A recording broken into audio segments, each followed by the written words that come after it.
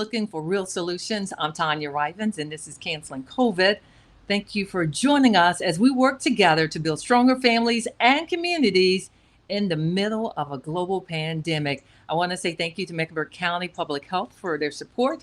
MeckNC.gov, again, that's MeckNC.gov for information about COVID as well as the vaccinations and any additional information that you might need. It's a great Friday afternoon, and it's a little hot, and I know everyone's getting ready for the holiday weekend. But with more travel and huge crowds over the 3 day weekend, the CDC, they're saying Memorial Day, there's a warning for unvaccinated people, and it's very clear. Mask up and stay at least 6 feet away from others, and of course, exercise the physical hygiene or the personal hygiene, that is. Make sure that you're doing what you need to do, and that's sanitize and wash your hands. Now, this comes as rules have been relaxed and more vaccinated people, they are ditching their mask. And that leads to our question of the day. We want to know, as I did not turn my, I apologize, guys. I didn't turn my ringer off, and I've told my son a million times, but we're going to go on. Our question of the day, we want to know if you guys think there should be some type of mask etiquette. Is there anything, is there, or should there be some type of code you should automatically understand? Is it mask on, mask off? I think about Future's song, if you know Future, a rap artist, and he says mask on, mask off, kind of like he did see into the future.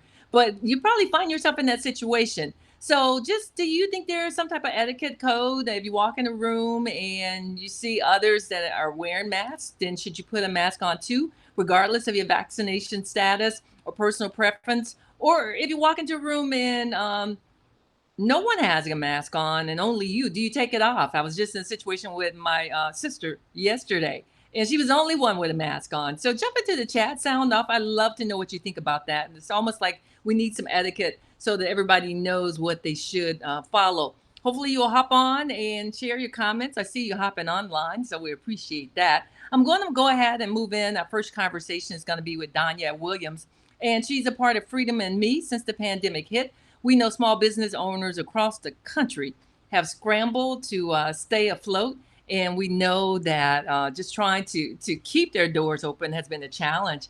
And a lot of situations have created these challenges, especially small businesses that are open decreased by nearly 34%. Freedom and Me is based here in Charlotte and is on a mission to help local entrepreneurs define success and achieve it during the pandemic and beyond. So I'd like to welcome our first guest. It's Donja Williams, and she's the CEO of Freedom and Me. She's in charge and a small business owner, and she's a beautiful lady. That's what I like to see. So good afternoon to you. Good afternoon, Tanya. Thank you for having me on the show today. Thank you for joining us. So let's start by talking about what are the biggest challenges that you're seeing for entrepreneurs right now? Wow. So, you said it. There's definitely a lot of challenges. Well, first off, we saw so many people during the pandemic.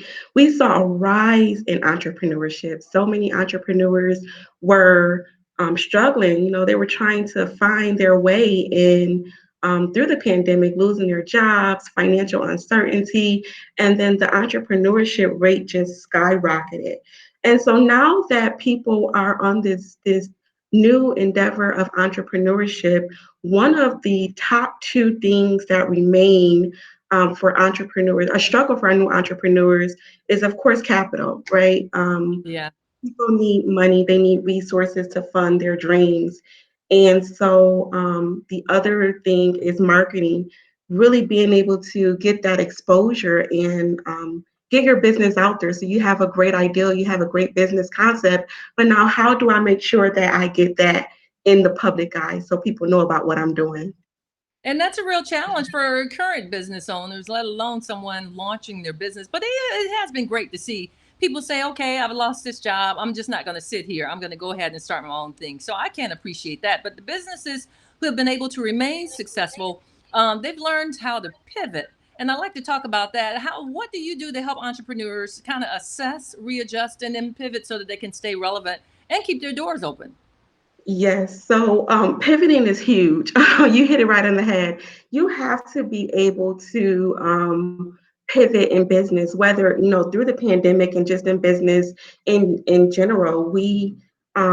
We're technology is constantly changing, people are growing, and the demand as generations turn, it's different, it looks different. So I always tell people the vision is the same. Our ultimate vision is the goals that we're trying to achieve at the end, and that's easy, right? We see this big picture, but then how do we get here? So one of the things that I am adamant about doing with entrepreneurs, especially newer entrepreneurs, is just reassessing the plan. And we may have had a plan to get there one way. We may have had in-person events, for example, and we were doing them and we were doing really, really good prior to the pandemic. But now everything shut down. How do I do it? So understanding a digital platform and how to reassess and get a reach, do the same thing maybe virtually now, just taking that vision and then scaling back the plan to kind of make sure that we do a step-by-step guide in a different way. So just reassessing your plan. All right. So pivoting has really worked for some people, but for others, that's still not an option because I think it all goes back to what you just said. Capital is key. And if you don't have that generational wealth that's been built, it's kind of hard. And I just speak from personal experience. So, any pointers for businesses struggling to find employees or keep the ones they've motivated? My goodness, I was in Walmart and the lady was telling me, and this is I'm going to repeat it because it was a manager and she was frustrated. Walmart's paying like $11 an hour, and McDonald's is paying $18 an hour plus a signing bonus. And so they're losing all kinds of customers. Of course, they're losing their employees. And I said, well, maybe they'll figure it out eventually. She was like, every day people are abandoning their carts full of groceries. They're just leaving because they only have like one or two registers open. What can people do better, especially these employers, to keep some of these employees?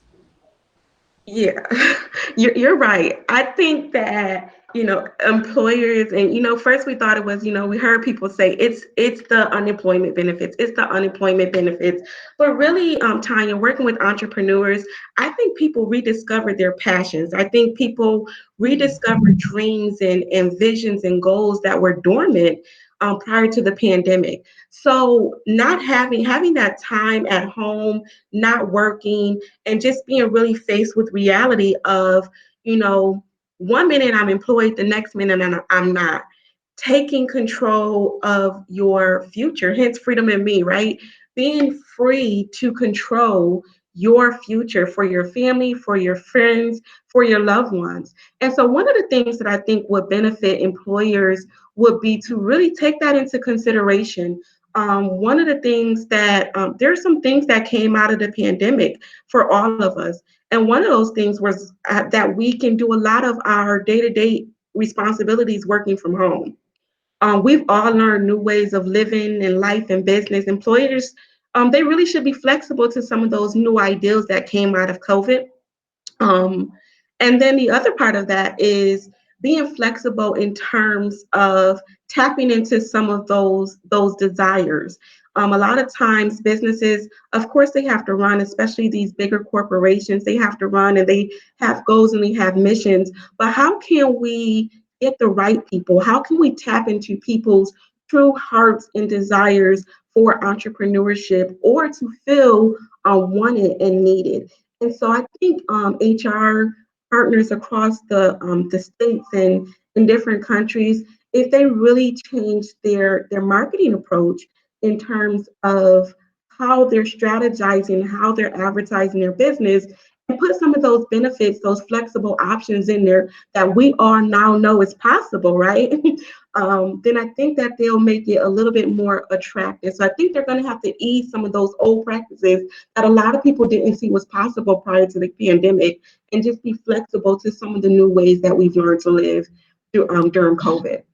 But what would be the trade-off? So, because if people are trying as a business owner and you're trying to accommodate, and if it's going to affect your bottom line, then clearly, that works against your whole purpose of having a business because people obviously going to look at their profits and their losses. In addition to that, there are so many states now pulling back on additional unemployment benefits, and a lot of people say it's more about the hourly wage, not about the bonuses. And so I guess my concern is once the employment benefits are taken away, people are forced to go back and work, perhaps, or maybe they are doing their own thing. I just think there's a whole lot of pieces working together here. But how does a person in business try to accommodate some of those things, especially working from home or given the time off needed, and still trying to keep a business open? Definitely. So, one, you said two things that kind of stood out to me. The first thing is actually they're going to have to be competitive with their salaries because, now with entrepreneurship being so broad and such a big topic, people are seeing very quickly that it's very easy to make $10 an hour on their own and Yeah. more. And so, if you want those people to um, come to your place of business, you're going to have to consider what you're paying in terms of some of the costs. If you're Mhm. not a business that where you're able to make those flexible changes, then you're going to have to be flexible in terms of some of your policies. I know some corporations that are die hard. We have to work in center. You have to work in center. But the pandemic has showed us that 90% of the positions that we do, you can work from home. So as the pandemic eases up, maybe making it a little bit more attractive because people are flexible. They're saving money with childcare. They're saving money with gas. And so some of that money, maybe the trade-off is, hey, this money I'm saving in other areas, I can use to fund my dreams while I'm still helping this employer. But I think they're going to have to be flexible either way. Either you're going to have to be very competitive with your money, or you're going to have to be flexible with some of your policies and procedures to really retain these up and coming entrepreneurs. That's a very good point, and I appreciate you sharing that because that's huge. Especially, we had a conversation on Wednesday about the cost of childcare and how wages certainly haven't set up with the cost for are kept in line with it when it comes to that expense. So, a huge part of what makes Freedom and Me work is that you build a community of support around the new business owners. Kind of tell us about the business showers, which I saw something about that. So that's a great concept to even call it business shower. So tell us more. Yeah, so business showers is our baby. We love, love, love showering new entrepreneurs. And what we do, the sole purpose is to connect new businesses to people and resources. And as I stated earlier, one of the biggest challenges that entrepreneurs face is having marketing and exposure. So we partner with community, we partner with other small business, we partner with corporations to ensure that these entrepreneurs, their goals and their visions are around the community. They have that exposure. They have the people that are there to support them, whether support them in what they need for their individual businesses or just the coaching support that they need, and ensuring that, hey, yeah, we realize and recognize that you have a dream, you have a desire. And I always tell entrepreneurs, you may have the skill set, but it doesn't mean you're not an entrepreneur. You just need that team of people around you to help you bring that vision to pass.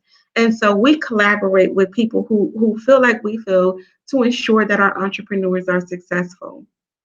Well, I really, again, like that concept, and it makes all the sense as far as getting the network and the support, kind of around just the whole concept again of it takes a village, everyone coming together. So, how does one apply or get tickets for your event? You've got one coming up on July 24th. It's business shower and a networking event. How can people get additional information?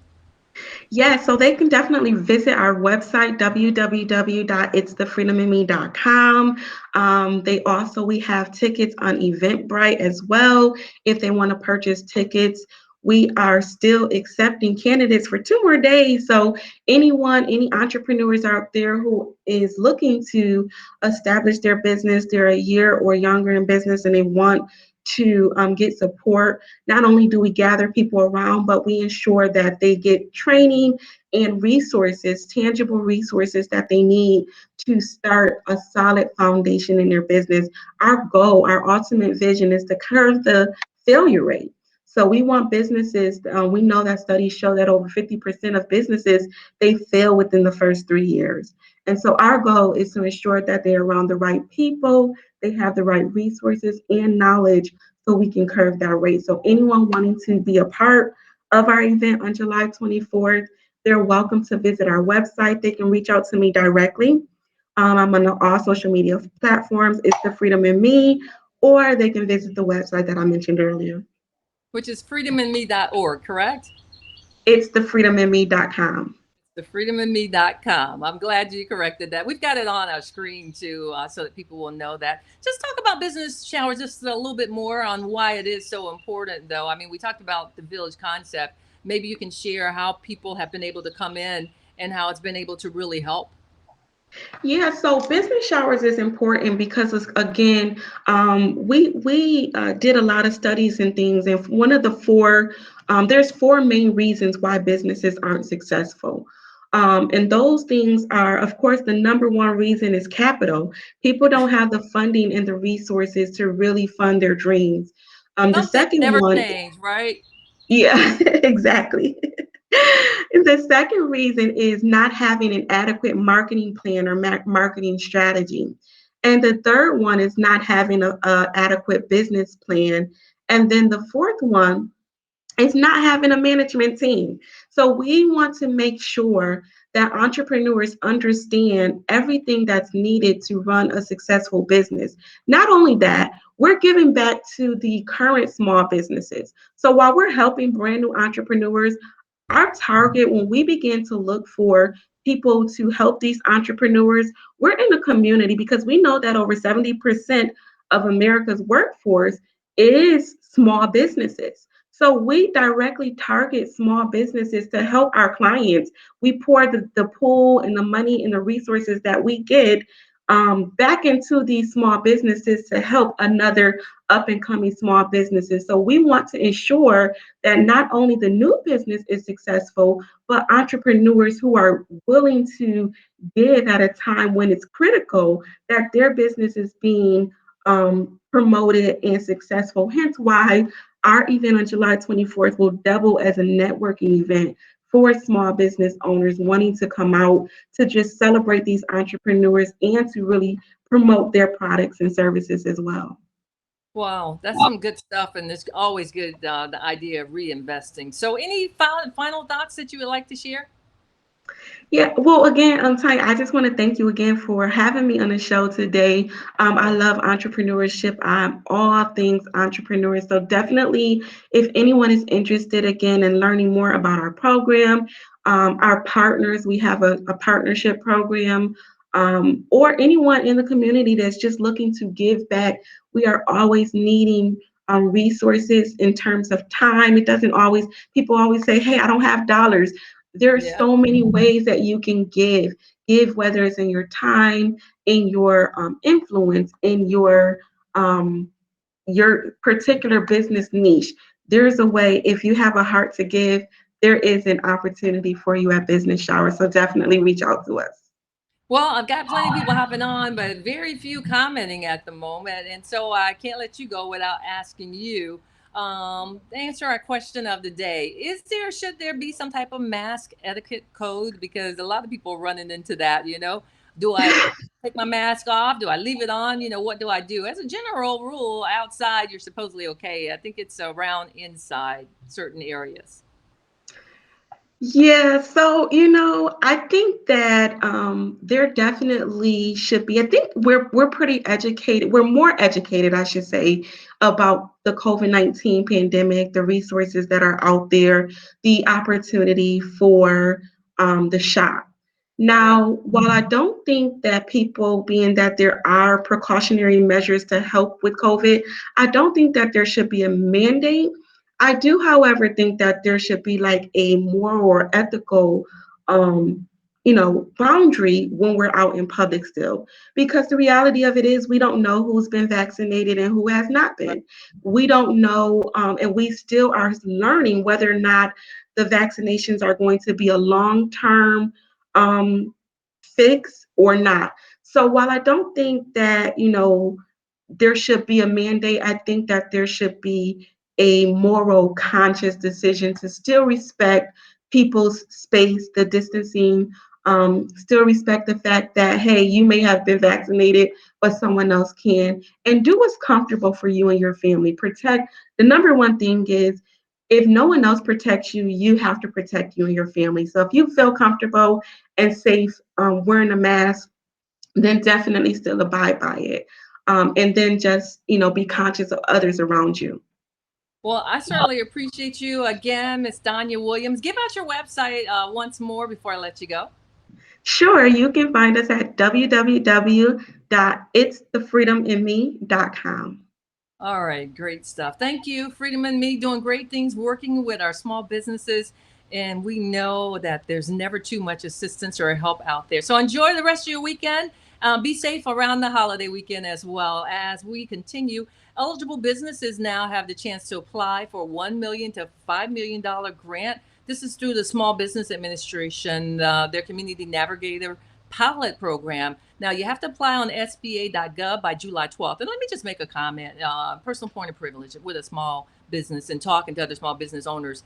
All this information is great, SBA, and getting this information out is great. But what really needs to happen is you really need to start conducting more sessions, helping people to understand how to apply, what is required, and then maybe we can get a lot of this money into the hands of people that really need it. I'm doing a story about this, and you'll hear a lot more about it. And that's what I'm getting back from a lot of small business owners. Who's getting it? Who's getting this information?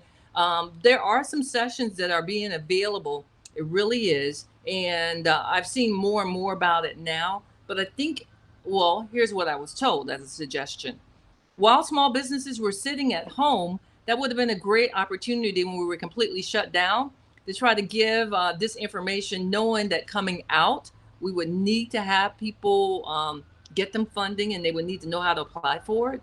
And of course, it's easy to what they like to say, 2020 is hindsight. But I think moving forward, trying to work a little bit harder on educating people about what's available. Announcing these grants are great, but if people don't know what it takes and can't do the paperwork and how to go about getting it, then it's just money out there. I'm hearing that over and over and over. So I just wanted to share that as well. As we continue, again, it's a holiday weekend. We're so glad that you took the time to tune in. What are your plans for the weekend? I know you probably got a whole lot of plans over the holidays. I would just say, please make sure you're safe. Don't forget that we still have a pandemic going on, a lot of events planned. Memorial Day weekend is the kickoff for the summer season traditionally. And boy, people are talking about traveling and a lot of things to do. So I'm just saying, don't forget that we still have a pandemic going on. And if you're not vaccinated, and even if you are, just do what makes you comfortable. And that's around wearing your mask. And I'll never go back to not having a whole bunch of sanitizer with me. I just really like having that precaution. So keep that in mind. The personal hygiene, whether you're washing your hands or hand sanitizer, and of course the physical distance of 6 feet. And I see more people being more accepting of that. So I still would love to see your comments if you want to hop in on a public chat. Do you think there should be some type of etiquette? Antonio Hosey Rivens, that's my nephew, guys. Thanks for the information. Thank you for hopping on. He is visiting Charlotte from Denver, Colorado. So glad that he made it home here and safe. If you want to comment before we wrap up, Antonio, about personal etiquette or etiquette for masks, whether you wear them or not, there's an opportunity to do that. Otherwise, we're going to get ready and sign off. As always, life's challenges make you better, not bitter. I certainly appreciate you tuning in. I will see you this Sunday. Yes, I'll be in the studio, live and in person at 7 a.m., bringing you inspiration and information. It's called Sounds of Inspiration. And get this, let me share. Our sponsor, Mecklenburg County Public Health, thank you so much for always supporting the community and the efforts that you've taken in the community to make sure everyone's educated. So you can go to mecknc.gov, and they're providing information for you around COVID as well as vaccination information. And they've even thrown some dollars in there now. That's right. You can get paid for taking people to get vaccinated. And for those who haven't gotten their first vaccine, you can get a gift card for that as well. So that's some really good stuff. I mean, great incentives for you. And I've got a big announcement on Sunday, but I'll tell you now. The Charlotte Mecklenburg Police Chief is going to join me in June, and we're taking questions now. He says, Tanya, I'll come on, I'll talk. I'll answer questions. So kind of share, spread the word. There's so much conversation about law enforcement and the relationship in our community. And think about the adjustments they've had to make because of COVID as well. I mean, everybody's had to shift, folks. So Chief Jennings is going to join me the second Sunday in June, and we are looking for your questions, a one-on-one with Chief Jennings if you have any questions. Of course, he's the new CMPD, Charlotte Mecklenburg Police Department. He's the chief. Chief John Jennings. All right. I'll see you on Sunday. Be safe. Have a great weekend and enjoy your holidays. And thanks for tuning in because together we will cancel COVID. Thanks, everyone.